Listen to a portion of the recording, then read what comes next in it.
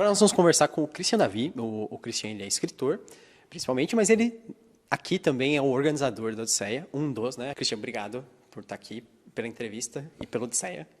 A gente fala assim, tipo, a Odisseia é feita de autores, mas a Odisseia é feita de organizadores também. E muito obrigado por todo esse esforço que vocês fizeram, né?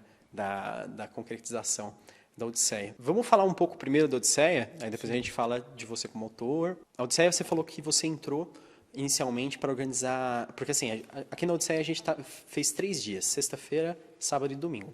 E na sexta-feira é um dia dedicado aos alunos, né? Alunos de escolas públicas, eles vêm para assistir palestras, para visitar a feira de livros lá embaixo. Tem várias atividades, tem RPG, tem um monte de coisa. E você falou que originalmente lá na primeira Odisseia, né? Não tinha... Na primeira Odisseia só funcionava no sábado e no domingo, era em outro lugar, inclusive, mas funcionava no sábado e domingo. Já tinha essa missão de formar leitor, de apresentar a literatura fantástica nacional para as pessoas. Mas na época o César, o Christopher e o Duda sentiram falta de ter também uma apresentação dessa literatura fantástica nacional para jovens, não só para quem já gosta de literatura fantástica. Né? Como eu sempre trabalhei com os meus livros muito em escola, e eu já dava muita palestra em escola e muita feira de livro do interior, aqui em Porto Alegre também. E a gente era amigo já, né, se conhecendo do fandom. Você é daqui de Porto Alegre? Eu sou daqui de Porto Alegre. Tá. Como a gente já se conhecia e tal, a gente já era amigo, eles já sabiam da minha história, eles me convidaram, então, a partir da segunda Odisseia, eu participo na organização de todas até agora, eles me convidaram para fazer a sexta-feira como um dia voltado para as escolas. E não simplesmente convidar as escolas para virem, mas ter um programa de formação de leitor junto às escolas. Sim. Né? Que talvez não seja o mais elaborado possível, mas é um programa que funciona de alguma maneira. Né? Então, nós temos alguns autores parceiros, algumas editoras parceiras que cedem alguns livros antecipadamente, uma data bem anterior à data do evento. E nós pegamos, então, esses livros e nós abrimos uma inscrição para as escolas interessadas em receber os livros e vir se encontrar com os autores. Isso foi, tipo, o detalhe que eu achei mais legal da Odisseia, é esse negócio de que a discussão dos alunos ia ter a ver com livros que eles já tinham tido contato. Não é só uma coisa assim, tipo, eles iam chegar perdidaço, né? Porque a formação do leitor, né, e isso a gente trabalha muito nas cidades do interior e também aqui nos projetos, nos programas de leitura em Porto Alegre, não pode ser simplesmente ser servida sem um trabalho, né? Se ele vem só para uma palestra, para ouvir aquela palestra, talvez alguém até se motive a continuar leitor, mas não é isso que faz a diferença. Sim. O que faz a diferença é um trabalho anterior, na escola, com uma mediação do professor bem feita, com alunos que possam repensar aquele texto, que possam ter uma produção, às vezes, artística em cima do texto, uma discussão, às vezes vão fazer teatro, vão fazer filmes pequenos, né, na linguagem de vídeo lá na escola, ou vão fazer uma produção artística de desenhos e tal. Então, isso tudo tem que acontecer antes. Quando o aluno faz tudo isso antes do momento, quando ele vem se encontrar com o autor, é um momento muito mais especial.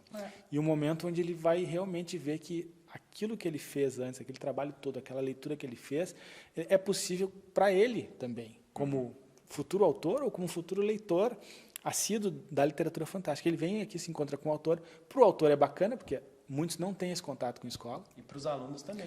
E para os alunos é maravilhoso que eles têm esse encontro. Né? Eu acompanhei bem lá as primeiras 2 palestras que tiveram na sexta-feira dos alunos, que eu fotografei eles saindo da palestra e tal. Sim. E foi bem engraçado. A primeirona que foi, acho que tinha os alunos mais novos, né? Foi a do pequeno. Foi a primeira da tarde, eu acho, a segunda da tarde, que tinha os alunos mais novos. Foi com o Bruno. Com o Bruno foi a primeira de manhã. A gente teve uma com alunos ainda mais novos à tarde, né, que era ali para... A gente geralmente estava com alunos do 5º ao 7º, 5º ao 9º, e teve um, acho que, para alunos do 4º, depois de tarde. É que eu acompanhei essa do Bruno, que eu achei muito engraçado, porque na hora que eles abriram para perguntas dos alunos, tipo, o nível da sofisticação da pergunta dos alunos foi um negócio assim bem estranho. Porque eles fizeram leitura, entendeu? Exatamente. Porque tem leitura, porque senão tu vai num lugar, abre para pergunta, é aquelas perguntas de sempre ou aquelas coisas rasas, né? Mas não é o caso desses alunos. Eles fazem. Então aquilo ali marca eles de um jeito, onde, claro, no caso do Bruno era de uma tradução, não era de uma produção nacional legítima, né? Mas era uma tradução e eles começaram a entender um trabalho de tradutor e se interessaram pela literatura fantástica de uma maneira geral e fazem relação com Foi um negócio, eu não sei se você viu o Bruno falando, foi um negócio tão forte que, assim, muito aluno fez muita pergunta e aí eles tiveram que sair de lá porque ia começar outra palestra, então eles tinham que sair. Eu mediei às 5. Então, eles falou... 5 encontros. Você estava junto. O Bruno falou assim que teve criança que saiu chorando porque ele não conseguiu fazer a pergunta. Exato. Então a gente fica feliz, assim, porque essa é não só feliz, na Odisseia. Não feliz porque a criança estava chorando. Não. Feliz porque as crianças, elas sentem o valor da situação. Depois ela saiu lá e a criança fez a pergunta para o Bruno. Então tá ela ótimo. pôde se encontrar com ele. A gente tem um momentinho também de encontro com o leitor, onde ele assinou vários livros, deu autógrafo, tirou foto, fizeram selfie e tal, né? Então a gente fica feliz que realmente esse momento faz diferença na vida do leitor. A gente sabe que às vezes é uma gota no oceano, porque são muitas escolas que não são atendidas. A gente, nesse encontro, nesse dia, na sexta-feira, nós tivemos 13 escolas atendidas, todas escolas públicas, né? Assim, a gente teve em torno de 700 alunos que foram envolvidos no projeto. Aqui no dia, acho que teve em torno de 500, mas foram 13 escolas, né? Quer dizer, é significativo para onde não se tinha nada. E a gente vem fazendo isso há pelo menos 4 anos. Então, algum público está se formando, né? Sim. Porque a gente não pode ficar só falando entre nós, a gente precisa abrir... não pode virar um clube, né? Um clube fechado, não pode ser um clube fechado. É uma criação canibal também, que é tipo, a gente consome só os dos nossos, né? Se consumir a si mesmo e a gente troca livro e tal, não, a gente tem que formar leitor. Então essa é uma missão que a gente tem na Odisseia e que eu, assim como escritor, também sempre tive desde o início. Então, vamos falar disso agora, da sua carreira. Você escreveu já 11 livros? Eu publiquei 11. Publicou 11. Né? Publiquei 11. Eu tenho mais escritos, eu tenho alguns projetos para esse ano. Tá, e é principalmente fantasia, principalmente o quê? O que é meio a meio, assim. Eu tenho vários livros de fantasia, de terror, ficção científica, né? Na verdade, eu me sinto assim, muito mais à vontade na fantasia urbana, é o que eu gosto de escrever. Eu gosto de, às vezes, mexer um pouco com estranho, com bizarro, mas com o cotidiano, com alguma alteração. Eu gosto de trabalhar com isso. E eu gosto de escrever principalmente para adolescente. Então, às vezes, não especificamente para adolescente, mas um livro possível de um adolescente seja atrativo, porque eu tenho esse negócio de formar leitor. Eu gosto disso, né? Eu gosto de falar com o adolescente, conversar com ele. Seja mais confortável para ele. Então, o primeiro livro que eu escrevi, na verdade, primeiras 2 histórias que eu escrevi, que formam um livro, que se chama, hoje teve uma publicação inicial, agora está numa outra editora, que é o Monge, Rei e o Camaleão. Ela, na verdade, foi selecionada para um projeto aqui de Porto Alegre, na época que existia, porque agora, né, Porto Alegre está bem minguada nessa incentivo à leitura, mas a gente tinha um negócio chamado FUNPROARTE, que era um projeto, um fundo de amparo à cultura, a várias manifestações artísticas, mas também a literatura, e a gente se inscreve, apresenta um projeto, e tu pode ser selecionado, aí tu recebe o valor para publicar o teu livro, no caso da literatura. E eu recebi, assim, meio que eu não conhecia ninguém, não conhecia nada, nem sabia que existia, né, esse grupo de pessoas que escrevia literatura fantástica aqui, e é de literatura fantástica esse meu primeiro livro. Então, é o Monge, Rei e o Camaleão, são 2 histórias. Quando eu vi que eu tinha conseguido financiamento, fiquei super feliz, tal. A coisa saiu meio ainda experimental, né? Depois eu fiz uma nova edição aí melhor. Mas uma das justificativas que o projeto foi financiado pela prefeitura é porque tinha essa ideia de formação de leitor. Então era uma linguagem onde eu misturava a linguagem literária com um pouco de quadrinhos, de série de TV, de cinema, e apresentava então isso tudo meio mesclado de uma maneira que o jovem que não está acostumado a ler pudesse ter acesso a um livro que ele sentisse, poxa, a literatura até que é legal. E eu consegui fazer isso. A primeira edição era 1.000 exemplares, foi toda vendida. A gente está no final da segunda, que foi de 3.000, agora com a editora Besouro Box, uma editora legal daqui. E aqui a gente tem essa situação assim das escolas adotarem escritores e a gente fazer vendas significativas, né? E tem muita feira de livro no interior. Legal. Então, me chamam seguido. E o Centauro, que a gente tem aqui, ele saiu ano passado. Foi um dos seus 3 livros que saíram ano passado. Isso. E o Centauro, ele é de fantasia, mas como? O Centauro Guardião? Esse é um livro, na verdade, ele saiu ano passado, mas assim, a história dele é longa. Tá. Eu não vou falar ela longamente, não te preocupa. Mas a história é a seguinte, na verdade, esse livro foi escrito em torno de 6 anos atrás, tá? Ele demorou, talvez, assim, há 6 anos ele ficou pronto, né? Ele demorou uns 2 ou 3 para eu acabar, mas ele partiu de um sonho que eu tive. Entendi. Né? Eu tive um sonho muito louco e muito vívido, assim, há uns anos atrás, que... Com o Centauro? Não era exatamente com o Centauro, mas é que o Centauro Guardião, ele é...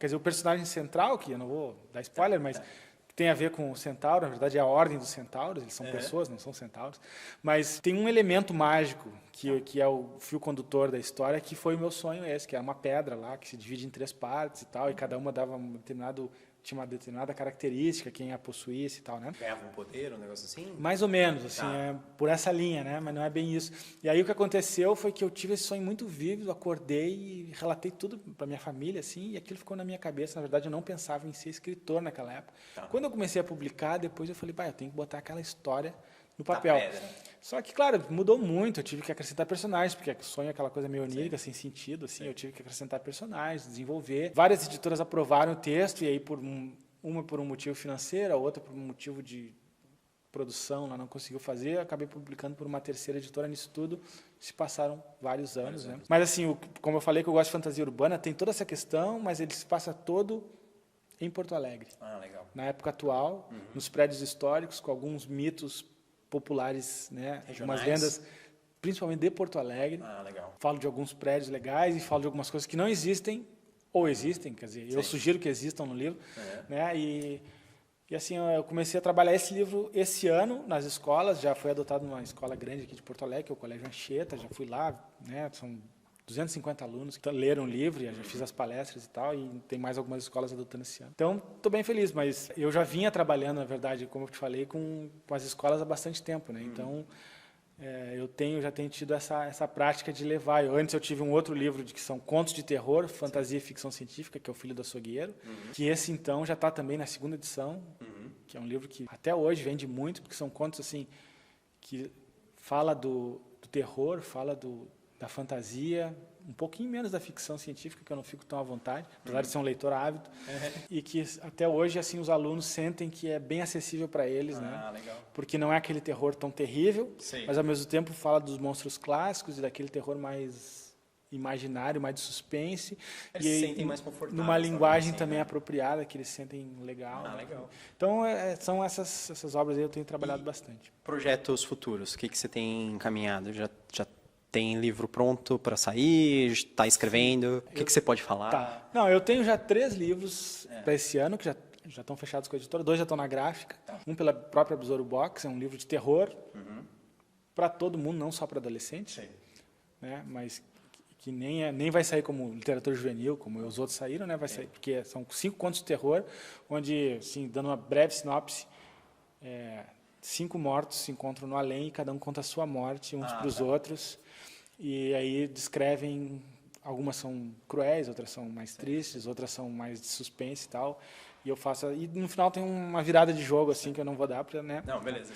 Essa se chama Mortos na Estofaria. Tá. Esse E os outros dois? Os outros dois, um é para criança, se chama Três Finais de um Jacaré. Tá. Que vai sair por uma editora de Passo Fundo, chamada Editora Fisales. E o outro é um livro, vai sair pela Editora do Brasil, um livro que fala de uma infância dos anos 70, com toda a situação política, né? E também de um menino que quer se conectar aos seus antepassados. Esse não tem nada de fantasia, mas tem de sonho, de desejo e de vontade de fazer parte do mundo, de conhecer as coisas, de um menino que tem problemas com a família e tal, mas que ali eu boto ele num cenário legal e a gente vai falar um pouco sobre os anos 70. Assim. Tá. É isso que eu tenho para sair. Esse se chama Quintal de Sonhos. Beleza. E eu estou escrevendo alguns livros, tenho já algumas ideias já bem adiantadas, alguns livros já no final, um livro já encomendado para o ano que vem, na área de fantasia também, de terror, mas ainda não tem assim... Tem um monte de coisa. Sempre tem um monte de coisa. Mas é isso. A gente fica de olho, Cristiano. Certo. Cristiano, obrigado pela entrevista. Novamente, obrigado pela Odisseia e pela organização, por ter acolhido a gente, recebido a gente. Obrigado pelo livro. Eu que agradeço pela tua cobertura. Não, imagina. Eu espero participar ainda de muitas Odisseias que eu tiver. Nós também esperamos que tenha todo ano. Então, vamos ver o que acontece. Com certeza. Quem estiver assistindo, continue acompanhando as entrevistas da Odisseia e os posts que nós vamos continuar fazendo. Tchau, tchau.